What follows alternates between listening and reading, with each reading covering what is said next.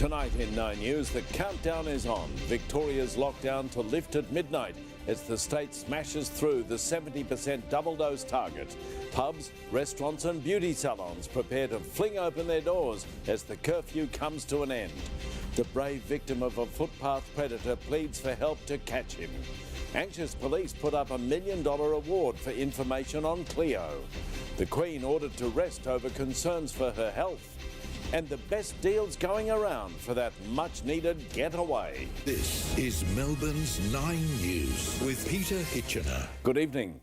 Melbourne, it's almost over. The punishing lockdowns that pushed our city to the brink are coming to an end. In fewer than 6 hours, the curfew will be gone, pubs and restaurants reopen, and visitors are allowed back into homes. Victoria today steamrolling through the critical target of 70% double-dosed, putting us ahead of schedule for life to return to normal. State political reporter Mark Santomartino. Locked in longer than any city in the world, Melbourne has endured. We've lost more than 1,000 loved ones, sacrificed 262 nights to stay-at-home orders, and hopefully our last. When the clock strikes midnight tonight, the lockdown is over. Tomorrow, every student can return to class. The curfew will be abolished, you can finally get a haircut, and up to 10 people can visit homes each day, thanks to Victorians rolling up their sleeves. Victoria at 70.51%, a fantastic effort. I am pleased to announce that we have reached 90% first dose. They're milestones our Deputy Chief Health Officer once never thought we'd hit in October. I would have said, wow, what...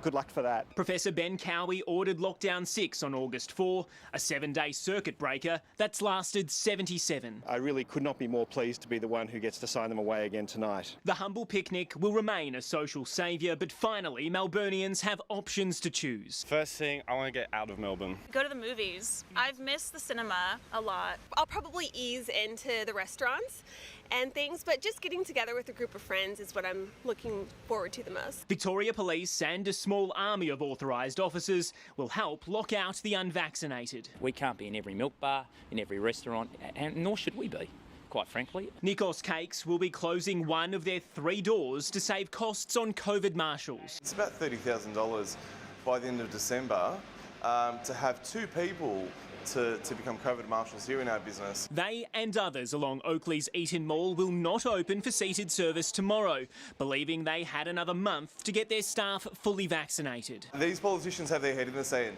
They think we are the absolute minority and we are not. I don't believe there's any consideration of changing the direction. And it's hard to argue with case numbers spiking. 2,235 is just shy of Victoria's all-time record. Encouragingly, hospital numbers have stabilised and fewer patients need intensive care. The peak case numbers are substantially less now than what the Burnett initially predicted. And while the Prime Minister's talking up international travel, All Australians right around the country from the 1st of November will be able to leave if they're double vaccinated. They'll be able to come back into New South Wales without quarantine. Premier Dominic Perrottet wouldn't say when the same rules will apply to us interstate. Obviously, we want to be in a position by 1 November. We have greater uniformity across the board. When we've got more to say, we will. It's not far away.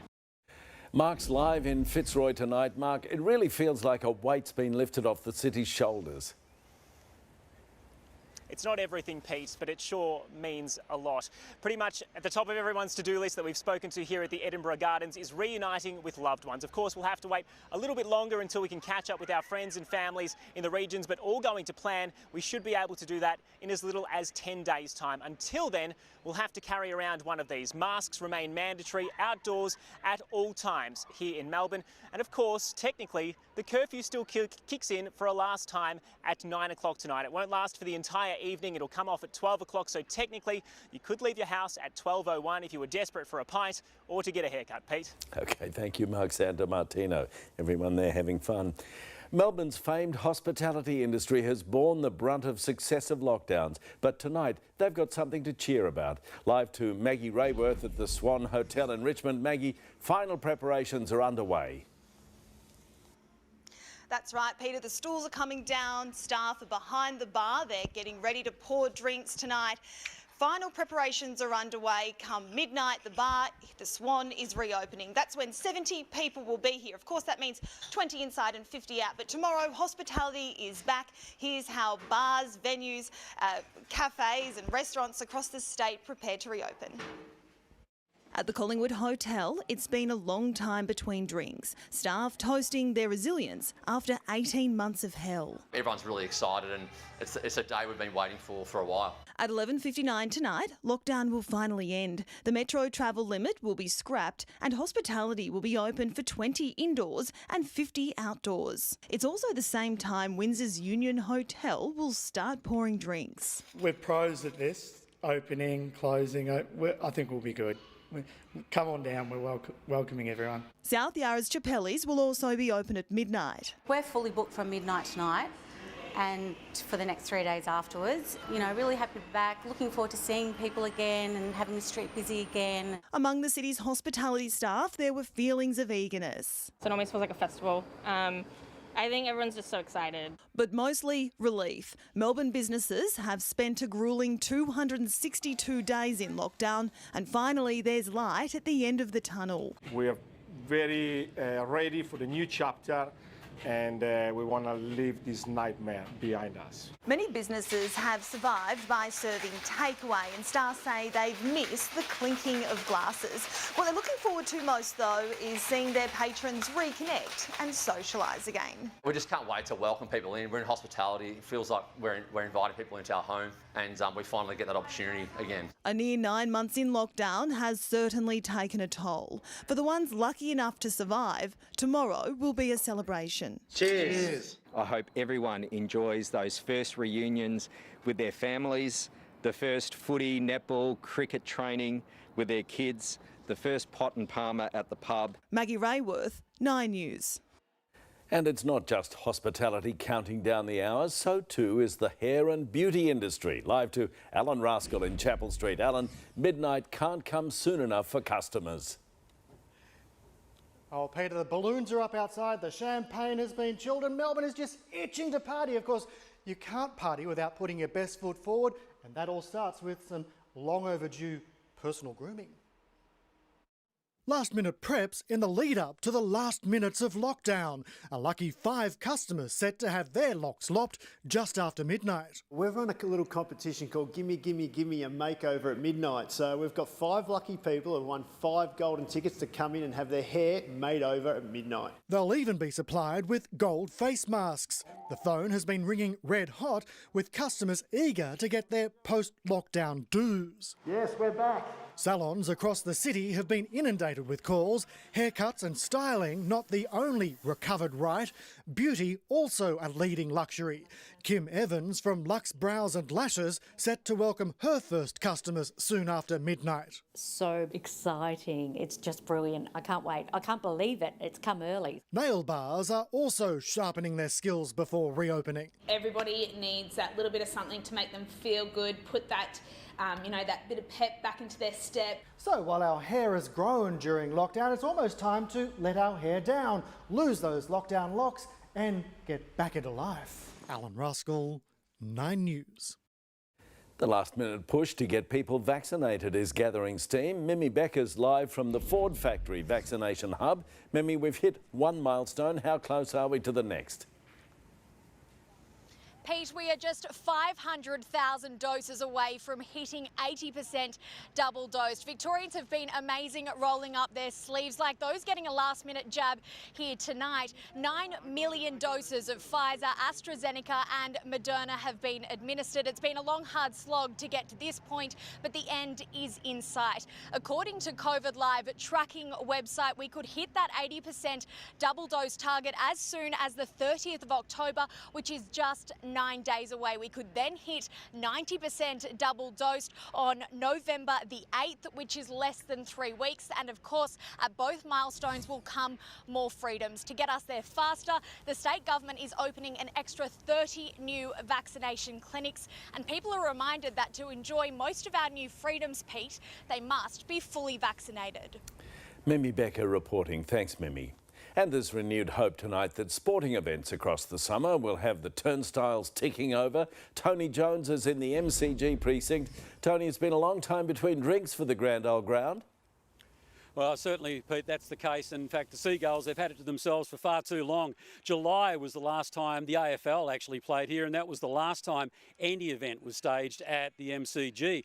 But in a sure sign that this ground will, in fact, help revitalise the city, certainly from a sporting sense, the pitches have now been dropped in ahead of what's going to be, fingers crossed, a long, hot summer of cricket. And that all begins 2 weeks from tomorrow. It's a shield match between Victoria and New South Wales. It might just be the most eagerly anticipated shield match in the history of cricket. You would think there'd be a crowd there. That will be determined next week. In fact, a lot on the crowd front will be determined next week. And on that, we're all on the same team.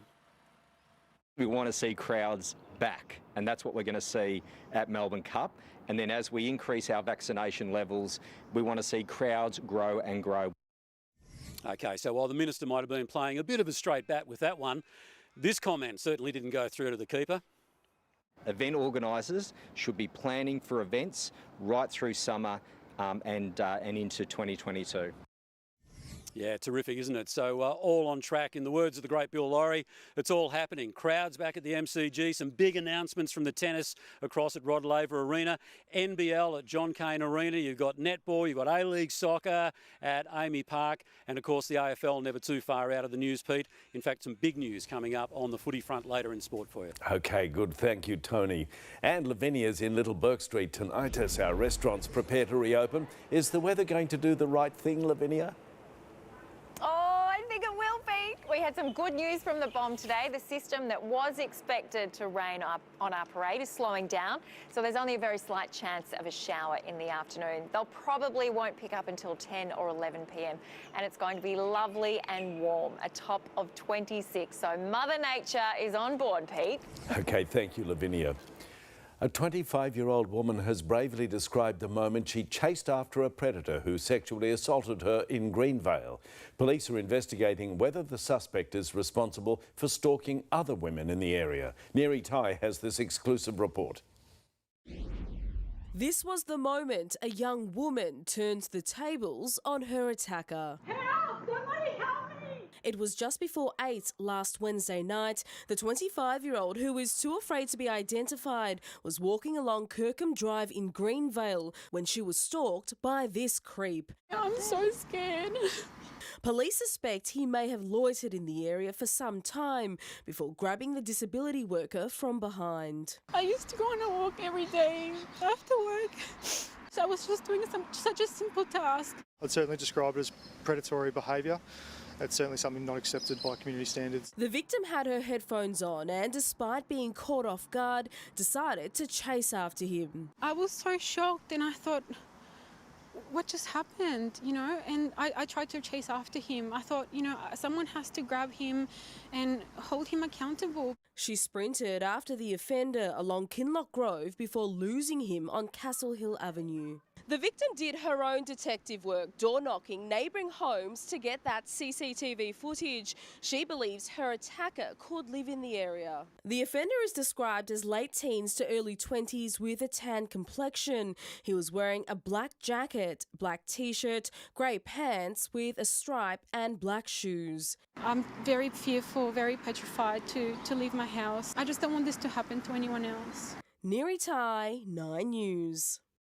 There's been a shock resignation at the head of the state's emergency call system, with Chief Executive Marty Smythe stepping down to return to Queensland. Mr Smythe's resignation follows sustained pressure on the 000 system, with calls soaring by more than a third in recent months. Former Assistant Commissioner of Police Stephen Lean has been appointed interim boss. The National Party says it won't be bought with 30 pieces of silver over cutting greenhouse gases. Live to Canberra, political editor Chris Yeomans there. Chris, the Nationals are meeting as we speak. Yes, Pete, the 21 members of the junior coalition partner are locked away in their party room tonight, debating the demands that they will put to the Prime Minister in exchange for their support of a net zero emissions target by 2050. They say they're not after bags of cash, but want to secure the future of agriculture and mining. Police clear the roads around Parliament.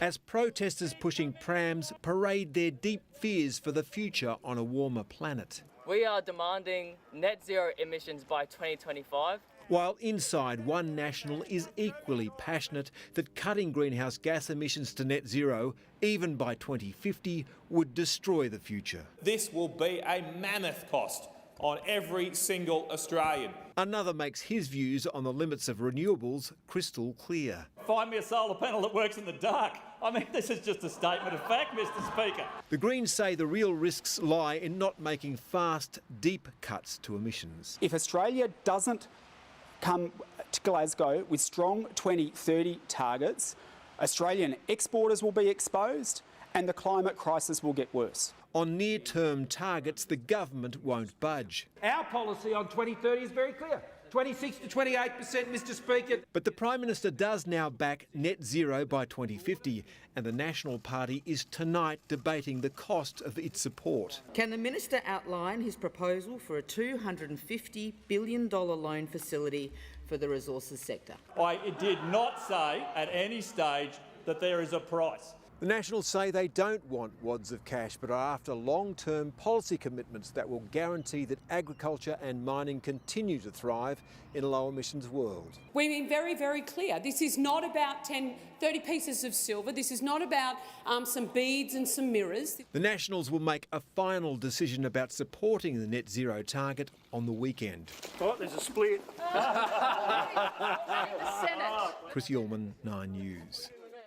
Up next, a major development in the search for little Cleo. Police offering $1 million amid growing fears she was abducted. Plus, the Queen ordered to rest instead of travelling to Northern Ireland. And US children on the fast track to be vaccinated before Christmas.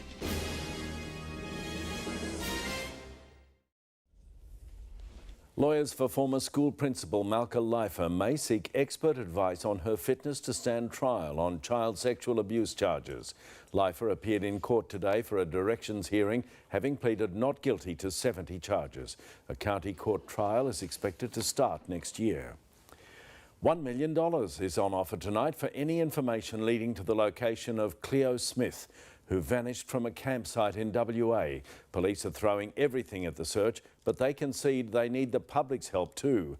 Mia Edgerton-Warburton with the latest. The sad signs of an increasingly desperate investigation. The pyjamas like little Cleo was wearing and a sleeping bag like the one that's still missing. Examples police are using to jog people's memories as they confirm they believe she was taken. Someone in our community knows what happened to Cleo. And on offer, $1 million, the equal biggest reward ever put forward in WA for the 4-year-old's return. Now there's a million reasons why that you need to come forward. Her nearby hometown of Carnarvon on tenterhooks. I gave her a biscuit just the day before she disappeared, so yeah, it's very heartbreaking when I heard the news. The town's only sign maker churning out posters. On edge, as you could only imagine. You know, you can't go anywhere without seeing something or hearing about it. Carnarvon is a small country town. People here know each other and a lot know Cleo. The distress deepening every day that passes with no sign of the little girl. Someone has to know something. Someone has to slip up somewhere. And now the frightening revelation the zip to her tent was undone too high for her to reach. 6 days into the fruitless search, Cleo's mum renewed her own plea. My sweet girl, come home to me. Bruce Morecambe offering this message after son Daniel was abducted from a Sunshine Coast bus stop in 2003. What's important is that the family do the best that they possibly can to stay smart, to assist police, to stay motivated. Mia Edgerton-Warburton, 9 News. There are concerns for the Queen's health after she was forced to cancel a trip on doctor's orders. It comes after a hectic schedule of events for the 95-year-old monarch. Europe correspondent Brett McLeod. The Queen just yesterday at Windsor Castle, looking happy and well as she greeted guests including John Kerry and Bill Gates. Yet only hours later, doctors told her to cancel that day's trip to Northern Ireland. Buckingham Palace releasing a statement. The Queen has reluctantly accepted medical advice to rest for the next few days. Her Majesty is in good spirits and is disappointed she'll no longer be able to visit Northern Ireland The Queen looks forward to visiting in the future. There was some speculation about her health last week after she used a walking stick at a service at Westminster Abbey and again at an event in Wales. As with all her recent functions, Her Majesty wore no mask at her latest public appearances. The palace won't say what health issue has led to Her Majesty's confinement, instead clarifying it's not COVID. But it's quite likely a very busy schedule has simply caught up with a 95-year-old. In the past 2 weeks alone, she's hosted dignitaries, spoken at the Scottish and Welsh parliaments and attended other activities, appearing to make up for lost time after being away from the public for 18 months. In London, Brett McLeod, 9 News. And Carrie-Anne Greenbank is at Buckingham Palace tonight. Carrie, the Queen's biggest event of the year is coming up. Will she still be attending? Well, she will be, Pete. The UN's climate change conference is set to be held in Glasgow soon, and at this stage the Queen will still be attending, along with Prince Charles and Camilla, William and Kate. Now, this is the climate change summit where world leaders are gathering to try and nut out a new deal to help stall rising global temperatures. In terms of who else is attending, well, the US President Joe Biden will be there. Russian President Vladimir Putin has said he won't be attending, and after weeks of hesitation, Scott Morrison will be there as well. Pete? Carrie-Anne Greenbank at Buckingham Palace.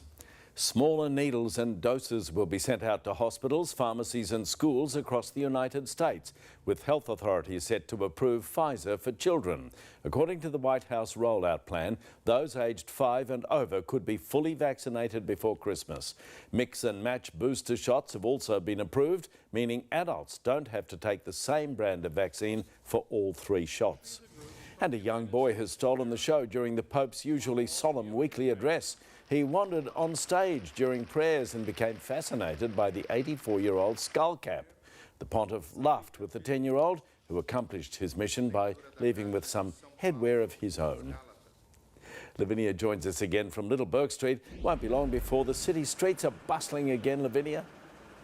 Oh, that's right, Pete. And no one is more excited than the restaurant owners, although I think the customers are pretty excited too.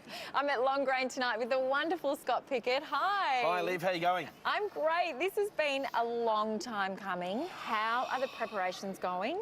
Well, the team's been working really, really hard since the announcement on Sunday. We're fully booked this weekend, but next week there's a few spots if you want to come to Long Grain or Estelle, but we're just excited to actually get the street going again. Is that a similar theme that restaurants in Melbourne are finding, that this weekend everyone's jumping on board, super excited, but next week it's probably a little bit It's a bit up and down. I think everyone wants to get out on the Friday, Saturday nights, but the Monday it's a bit tough to always dine out there. But there's plenty of space, big restaurants. It's a bit tight with the 20 people at a time, but it's a really good start just to get the city moving again. Now, I know you've been finessing the menu even more, Scott. What will people expect? What's your signature dish? Well, the signature dish really at Long Grain is probably the caramelised pork hock that's been on here since the start for 15 years. But the team and I have been working on a smoked quail with some green peppercorns and a jungle curry. Absolutely stunning little summer addition to the menu. Now, the last time I saw you, I gave you a little jar of my homemade jam. Who cooks for a chef? Honestly, what was I thinking? Was it okay? It was pretty special. I've had it on crumpets and toast, and I actually need some more, Liv, if you're going to do another little fruit run in summer season. I will do that just for you. Thanks so much, Scott, and good luck. Cheers, good Liv. luck Great with to see you. everything. And Pete, the weather is on our side. I'll have the full forecast for you later in the bulletin. Lavinia and Scott Pickett, thanks for that. Now, ahead in 9 News, cliff collapse. Beaches closed as the coastline crumbles near the Great Ocean Road, plus remains found in the search for Gabby Petito's boyfriend. And Mark Zuckerberg considers a name change for Facebook. 9 News, brought to you by Allianz. Behind you for what's ahead.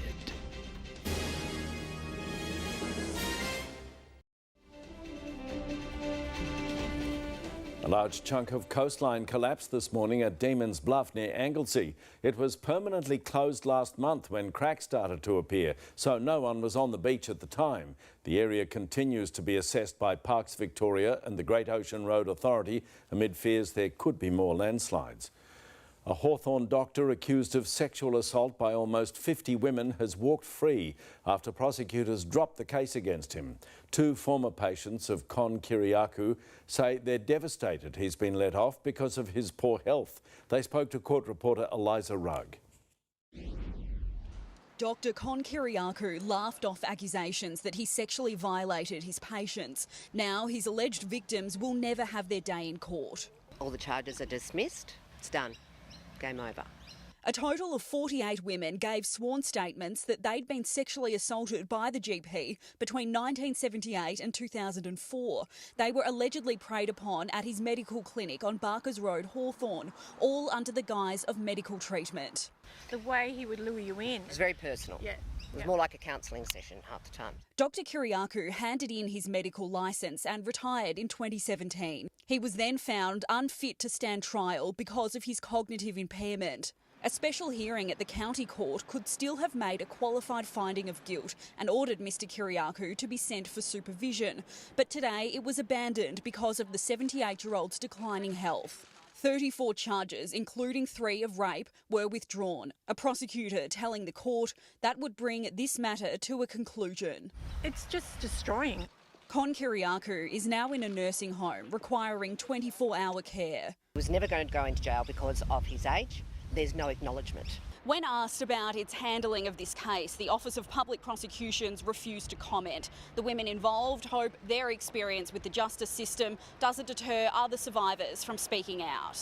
The more of us that speak up to say, what's happened to our situation, the better, because we will make change in the end. Eliza Rugg, 9 News.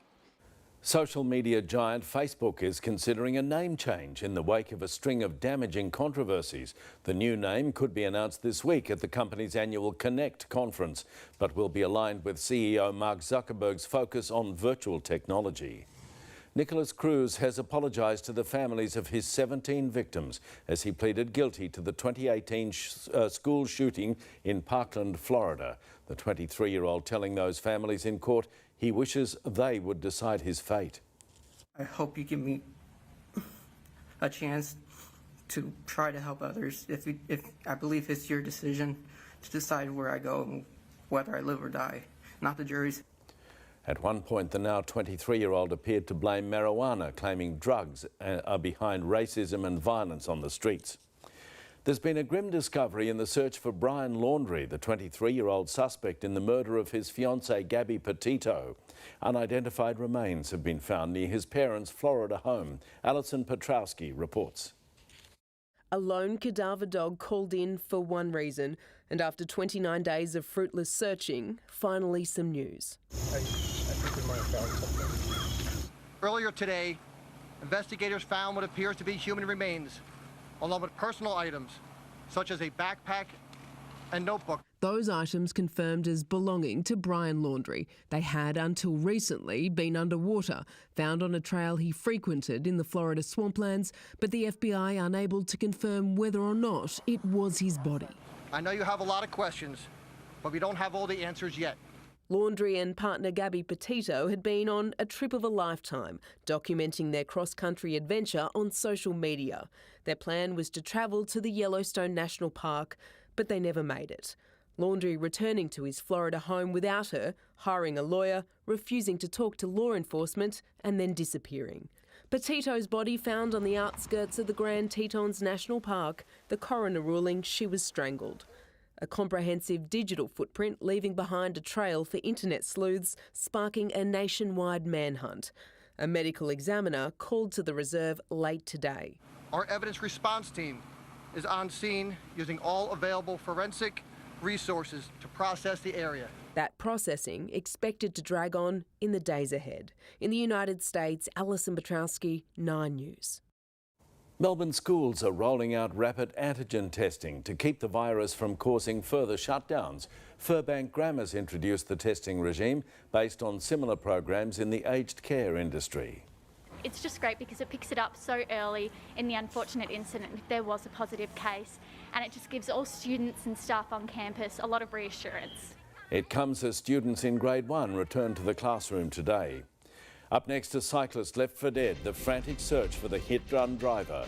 Fears of more parcel delays with couriers walking off the job again, and the best discounts on offer as Melburnians plan their long-awaited getaways.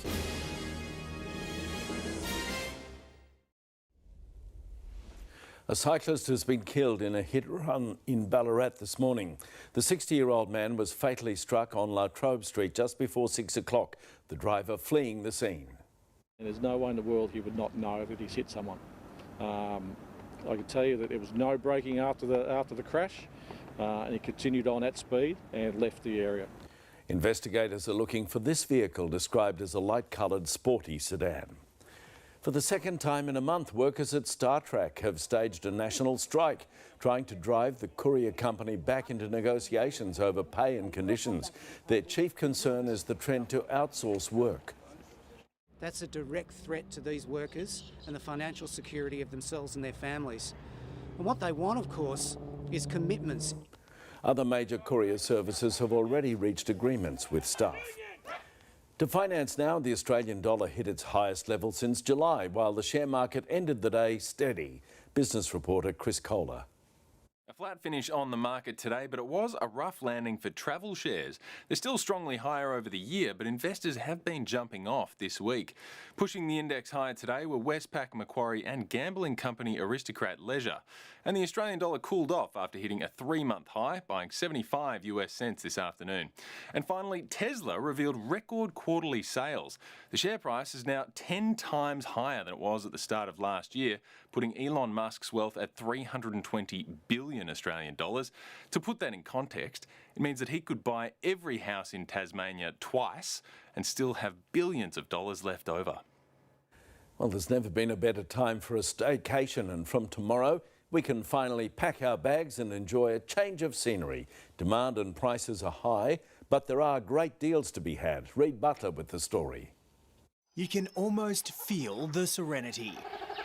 It's just nice and peaceful. Chris Rhodes from Clarendon Cottages in Sassafras will welcome Melbourne guests from tomorrow. He says to get a better deal in the Dandenongs, book direct. We offer discounts for 2 or more night bookings midweek, and 4 nights plus is 20% off. If you've been dreaming of a getaway, now's the time. And when we hit 80% double dosed, cooped up Melburnians like Georgia Dyer can also go regional. Go on a big girls trip, just explore like the wineries, have some cheese platters, all that kind of stuff. Demand is high and so are prices, but websites like Pika.com can help by comparing deals from Stays, What If and Expedia. We take all those, see who's offering the best rates and then show that to the customer. In mid-November, there's still accommodation available for a family of 4 in Lorne for just over $200 a night, and at the Torquay Holiday Park for $242 a night. If you're thinking you'd rather head down the peninsula, the Waterfront Bayview Motel in Rosebud has availability for a family next month.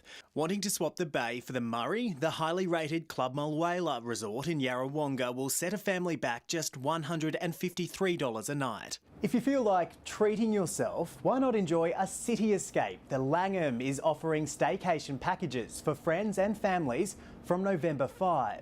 We've also got a pampered pet staycation for your fur babies, and not to forget our Langham boat, which goes up and down the Yarra River. Reid Butler, 9 News. Now, returning with sport, here's Tony Jones.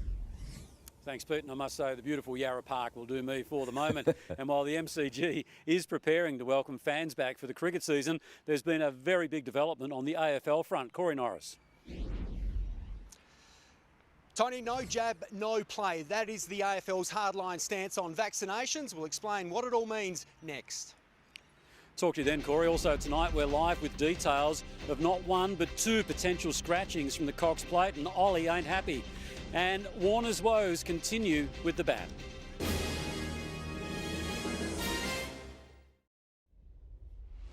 The AFL has now made its call on mandatory COVID vaccinations for players. In short, no jab, no play. Corey Norris joins us live from league headquarters with all the details. Corey, the AFL, well, they outlined their position a short time ago. Yeah, they did, Tony. Good evening to you, and no surprise, it is a fairly hardline stance on vaccination, with the league giving the clubs the right to sack any AFL or AFLW player who refuses to be vaccinated by the start of their respective seasons. Of course, all 10 Victorian clubs already fall under the government's authorised worker mandate and are required to be double jabbed by November 26, but the remaining 8 interstate clubs will now essentially follow suit, with deadlines ranging between December and February. Any player that doesn't end up getting vaccinated, there will be an individual circumstance that they'll be dealing with, so it will be really up to the club and that player to work with the AFL and the AFLPA as to what's the right outcome for that player. Now, Hawthorn Brownlow medalist Tom Mitchell today revealed that he is double jabbed, but he denied that he was ever on the trade table during the club's shambolic trade period. In the heart of Hawthorn, Tom Mitchell was bearing gifts. Congratulations. I'll give you knuckles. He made 16-year-old Freddie Leeton's day, and a few of his schoolmates too, some merch and then a stroll to a nearby park for an impromptu skills session. You can't go back to the person who gave you the ball. Promoting Mitchell's free training app, Ball Magnets. I've still got memories of Anthony Koutafidis as a kid, and I've still got memories of when I was 6 and 8 years old and remembering talking to these guys. So we're just trying to give the kids access to players. Mitchell was reportedly one of several Hawthorn stars on the trade table in what most described as the club's messy attempt to get a stronger foothold in the draft. I don't think it was messy. It was probably perceived to be messy from the outside, but at no point were any of us leaving. So it was just outside noise and fake news, really. And with it, he's also strongly dismissed there's any bad blood with new coach Sam Mitchell, who was believed to be shopping his swag of stars around. We're fully on board, and we're right behind Sam and the coaching staff to see what we can do together. And a recent reminder that challenging for their next piece of silverware mightn't be too far away. I think it was Melbourne only a couple of years ago, finished second bottom. So, teams can come from anywhere. Corey Norris, 9 News. Champion jockey Damien Oliver has tonight hit out at racing officials with his Cox Plate ride Gold Trip in doubt after failing a vet check. Live to Braden Ingram, who's in the newsroom for us tonight. Braden, it's in danger of being scratched, yeah? Yeah, that's right, Tony, as is Kiwi galloper Call Sign Mav after both were inspected by Racing Victoria today. Now, at this stage, it looks like Gold Trip appears to be the one that's most likely being pulled out of the race after displaying lameness in 2 of its legs. Now, this morning, the European galloper enjoyed just a little bit of light work and recovery at Altona Beach, but it's this vision on Saturday. Damien Oliver jumped on board, and he was very happy with how the horse performed, but he says today he's disappointed by how this matter has been handled. I find it unusual that no one's actually asked me how it felt, because I'm the one that's, putting my neck on the line riding the horse, and, I've ridden internationals before where I haven't felt comfortable on them before and actually volunteered that this horse isn't right, but this horse felt fine to me. Now, another trot-up inspection will be required tomorrow in front of Racing Victoria's chief vet, Grace Forbes. Now, if things haven't improved in the next 24 hours and she isn't satisfied, then at this stage, Gold Trip would be scratched, while Call Sign Mav, the connections of that Kiwi horse, they're confident that he'll be given the all-clear. Tony? Oh, that's good news. All right, good on you, Braden. Thank you. Cricket, and there's plenty to ponder ahead of Saturday's T20 World Cup opener after the Aussies were thrashed by India in their final warm-up game. While Steve Smith scored a half-century, it was yet another dire performance from Dave Warner. Alicia Muelling reports. 3 days out from Australia's World Cup campaign, another worrying sign for David Warner. Oh, that should be close and given. We're certainly not judging him just on the last, little bit. Warner, Aaron Finch and Mitch Marsh managing just 9 runs between them. And while a rescue mission from Steve Smith appeared to steady the ship, they were no match for the tournament favourites. I wouldn't look too far into it. Yeah, it's a practice match. At Junction Oval, Victoria's season finally gets the green light. They'll play New South Wales next week, minus a recovering Will Pukovski, who's set to make his return from concussion next month at the MCG. He's a pretty resilient guy now. If you go through these many setbacks, you've got to have something about you. His hopes of featuring in the Ashes, far from shot. We've seen, he can come out and get a 200 and then walk straight into the Australian side and get a 60. And while all-rounder Ben Stokes wasn't named in England's squad, Nathan Lyon says don't write him off. I'm expecting Stokes to be out here, and to be honest with you, I hope he is. You want to play against the best players in the world. Alicia Muelling, 9 News. Melbourne youngster Josh Giddey has delivered a record-breaking NBA debut for Oklahoma City Thunder. Now, the 19-year-old chalked up 10 rebounds. That's the most made by a Thunder player on debut. He also shot a couple of buckets in his 29 minutes on court. Dumps it off, Giddey. Drives, hangs and hits. Thunder went down to the Utah Jazz, however, 107 to 86. And some brilliance, sheer brilliance from Man United superstar Cristiano Ronaldo sealed a dramatic come-from-behind win over Atlanta in the Champions League. Doesn't come to him, but it does come to Ronaldo. It meant United avoided a 5th straight loss in 8 games, easing pressure on their under-fire boss. So that wraps it up for tonight in the shadows of the MCG, where, as I say, the turnstiles will hopefully be open in 2 weeks from tomorrow when the Shield match between Victoria and New South Wales gets underway. Although, Pete, I've got to say, it seems as though New South Wales and Victoria have been going hard at it for about 18 months now. It does seem like that. Thank you, Tony. Good to hear from you. Well, it's time to check back with Lavinia in Little Bourke Street. Tomorrow's rain expected to arrive later than first thought, Lavinia. Oh, that's right, Pete. A system moving in from the west has put the brakes on. So rather than heavy rain tomorrow evening, the bulk of the rain will fall in the early hours of Saturday. I'll have those details and the full Freedom Friday forecast next.